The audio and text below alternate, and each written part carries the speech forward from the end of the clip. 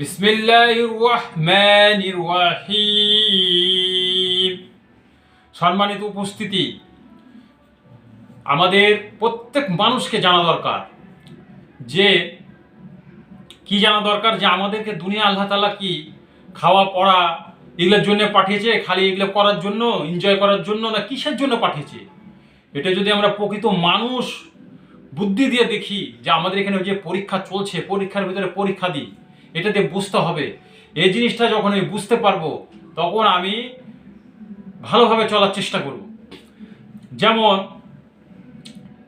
আমরা জানি যে হাফেজ, আমাদেরকে অনেকজন প্রশ্ন করে যে আমার ছেলে হাফেজ থেকে করেন। আসলে হাফেজ মানে হলো যে ধরে আপনি বাংলা জানেন কিন্তু পড়াশোনা জানেন না, এরকম হবে, আর ব্যাকরণ জানেন না।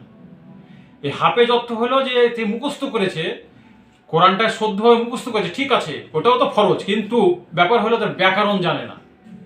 তাহলে হাফেজের চাইতেও হাফেজ যেটা বদমাইশ হতে পারে, আপনি খুঁজতে পারেন, কিন্তু আমাকে দেখান তো একটা হক্কানি আলেম যারা ব্যাকরণ জানে এবং আল্লাহকে ভয় করে। জানে শুনে ভয় করে না, সেটা তো খারাপ জিনিস, সে তো ইবলিশ শয়তানও মেলা কিছু জানে।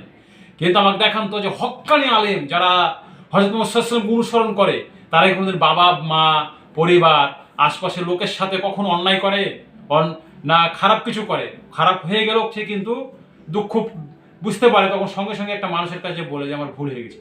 এই ধরনের মানুষ হতে গেলে আমাদেরকে কোরআনের ব্যাকরণ জানা অবশ্যই ফরজের কাছাকাছি। ফরজ এটা, যেহেতু ফরজ এই জন্য বলছি যে দেখেন সাহাবার আর আরবি ভাষা ছিল, হুজুর সাল্লাল্লাহু আলাইহি ওয়াসাল্লামের জান্নাতের ভাষা আরবি, এই দুনিয়া আল্লাহ তাআলা আরবি ভাষা দিয়েছে, আর আরবি ভাষা জান্নাতের ভাষা। আর আরবি সাহাবাদের জন্য সহজ ছিল, যেহেতু ভাষাই ছিল আরবি।